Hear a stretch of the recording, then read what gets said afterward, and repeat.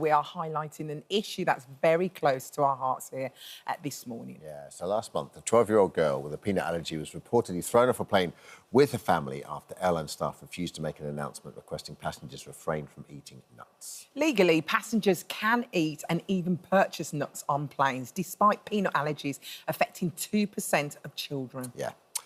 So to highlight the issue, we're joined by campaigners Nadim Ednan-Laperouse and Lindsey Bowers, who both know firsthand the very serious consequences of overlooking severe food allergies, alongside Professor Adam Fox, who's a leading expert in paediatrician allergies as well. Nadim, thank you so much for joining us, all of you. I don't want to go over or make you retail the story too much, but can you tell us briefly about Natasha and the terrible circumstance? Yes, so my daughter Natasha, she was allergic to a number of foods, including sesame seeds. And back in summer of 2016, when I was going on a short holiday with her and a friend, taking a flight from Heathrow to south of France, we bought a sandwich for her in the Heathrow Terminal 5, and it looked perfectly fine to eat, and the ingredients had no mention of sesame, to which she was allergic. But she ate the sandwich just before boarding. 2-hour flight, and about halfway through, she was really, really unwell and had a serious anaphylactic reaction, which is a really powerful allergic reaction to something that she'd eaten. We weren't sure what, but very quickly the situation turned really bad mid-flight, and I injected her with 2 auto-injectors of adrenaline. Did you have those with you? Always, because people who are seriously food allergic know their circumstances, as do their families if they're children, and also carry always 2 of these devices, really, just in case. It's a good precaution.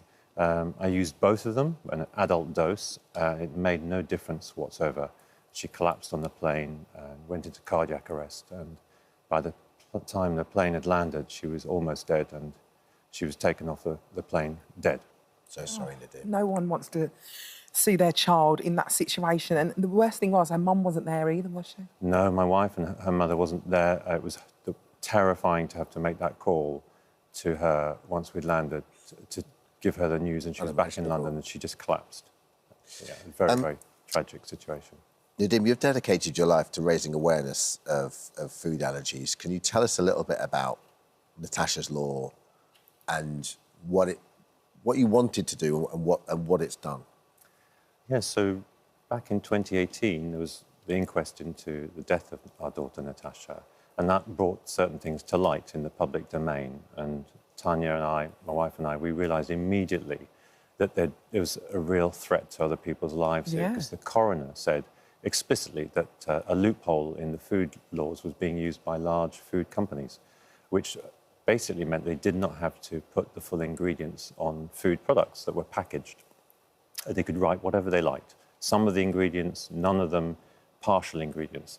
And of course, for food allergic people who really rely on labels and ingredients to see what's in the food, to make a decision for themselves, the right one, that is a very, very dangerous situation. And so we campaigned very quickly, started campaigning, meeting various government ministers and so forth, to make a change in the law, the food law, to close that loophole, to stop big food businesses basically getting away with, well, potentially very tragic situations for millions of other food allergic people in the UK. And that law passed through Parliament in 2019 and became effective 2 years later across the UK, and has made a huge difference to millions of people. Of course, yeah.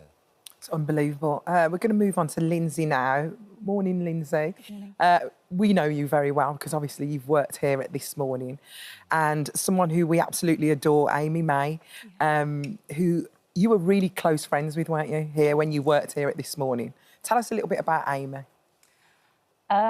She was my best friend here, and she lit up a room when she walked into it. Everyone knew her. She dressed fabulously. She had amazing hair and makeup at all times. And while we worked here together, we were both 2 blonde, bubbly girls from Essex, and we just became really, really good friends really fast, and just spent a lot of time having a massive laugh, basically. Amy's circumstance was that she was away in Hungary, wasn't she? And she even had cards to say that she was allergic to... Yeah, she went to Budapest on a girls' trip, and had cards in Hungarian saying I have a serious allergy. And unfortunately, she went to a restaurant and her food was contaminated and she had a catastrophic reaction. Her brain was deprived of oxygen for 6 minutes. And she went into cardiac arrest and she's now left severely brain damaged in a wheelchair. And she has been on the show before, but she's in a situation now where she can't really come on the show. She can't come now. Yeah, before she still had some kind of life in her. She would laugh, she would smile, she would show a lot of acknowledgement of the things you were telling her. But in December 2022, she started having a lot of seizures, repeatedly so, and she was on and off lots of different medication. And since then, she's just so depressed, so angry. The last couple of times I've been to see her, she's just not the same Amy. You don't get the same belly laughs. And it's a lot bleaker now. It's so sad. And how's her parents, Sue and Roger? How are they doing? Not good. You know, Amy's their only daughter, and every time I see them, I can see just how much this affects them. Every birthday, every Christmas.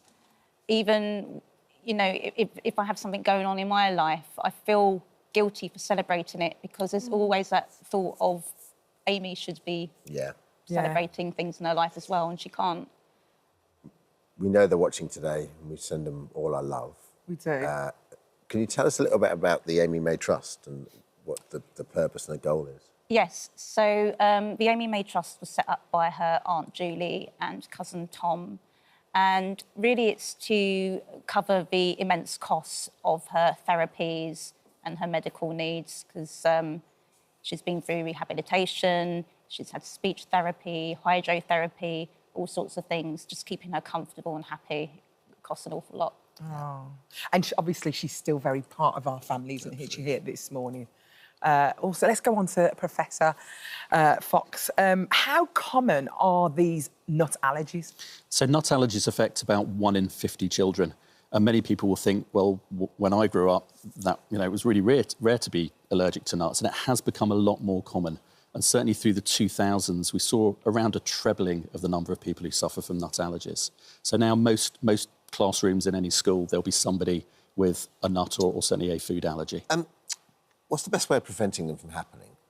There's a lot of exciting research over the last few years that suggests that if during early weaning of infants, the foods that you're at risk of becoming allergic to, so peanut, for example, are introduced without delay at all. So rather than putting off the introduction of them as weaning foods, including peanut butter, for example, sesame, egg, as weaning foods from as early as even 4 or 5 months, might reduce the risk of those allergies developing. It's funny because my wife has a nut allergy, and which is easier said than done because she obviously can't wean our son onto peanut butter, but that's what we've done. We've tried to introduce it to him as early as possible. This is all obviously thanks to the Natasha Trust while all this research is happening, isn't it? Well, there are several really interesting studies going on, and Professor Adam Fox is referring to one of them that was done quite some years ago that produced results really that showed that if you early weaning of ordinarily allergenic foods, as you were describing, is beneficial. Natasha's foundation, the charity, the UK food charity, has been funding a £2.5 million clinical trial across 5 big hospitals in the United Kingdom to desensitise children and young people for their food allergies to peanuts and to cow's milk, which are probably the 2 worst allergens in the UK food system in society. And recently, there was some news that came out that was showing that although the trial isn't finished yet, and we really must wait for a trial to be finished to get a full, proper result, early indications show that children who are on the trial are really benefiting. And previously they couldn't eat any nuts or a fraction of a nut, and a matter of months later they're eating 6 peanuts a day. And that's without the use of any drugs or pharmaceuticals. It's actually using shop-bought foods to treat them, which is seems quite revolutionary, really. Absolutely. Should add, it's really important that people don't try to do that themselves at home. Yeah. It's important that that's done under very careful medical supervision. Can we just quickly go through the signs of someone who's going through when they're in shock? Well, most reactions will thankfully be mild. So the typical signs will be very quick after eating the food, itchiness around the mouth, swelling, hives, things like that. But even an early sign of a more severe reaction, so that would be persistent coughing, any sort of difficulty in breathing, change in voice, or any suggestion that your blood pressure's dropping, so dizziness, confusion, those are signs of a more severe allergic reaction. And the most important things to do then are make sure somebody's calling for help. If there's adrenaline available, so an EpiPen or a Jext, get on and give it. It's a very safe drug. There's no reason to delay. And if you're not sure if it's bad enough, give it anyway and ask questions after. And if it's not better within 5 minutes, give the next one that you've got. And also lie the patient down as well. If they're uncomfortable because it's hard for them to breathe, they can sit up, but don't stand them up or try to walk them around. Why is that? Because that will make the blood pressure drop even further. Right. And it's been shown from a number of studies that if you stay lying flat, that's your best chance, and even raising the legs, of keeping the blood pressure up during that critical time. Do you raise the legs? So you can raise the legs, yeah, but make the patient comfortable, but really lying down and not moving them around. Thank you. Yeah. Thank you. Professor Fox, Lindsey and Nadim, thank you for joining us. And thanks so much. And once again, sending lots of love to Amy May watching at home. Thank you so much for visiting our This Morning YouTube channel. We upload new content every single day, so go ahead and hit that subscribe button, and we'll see you in the morning.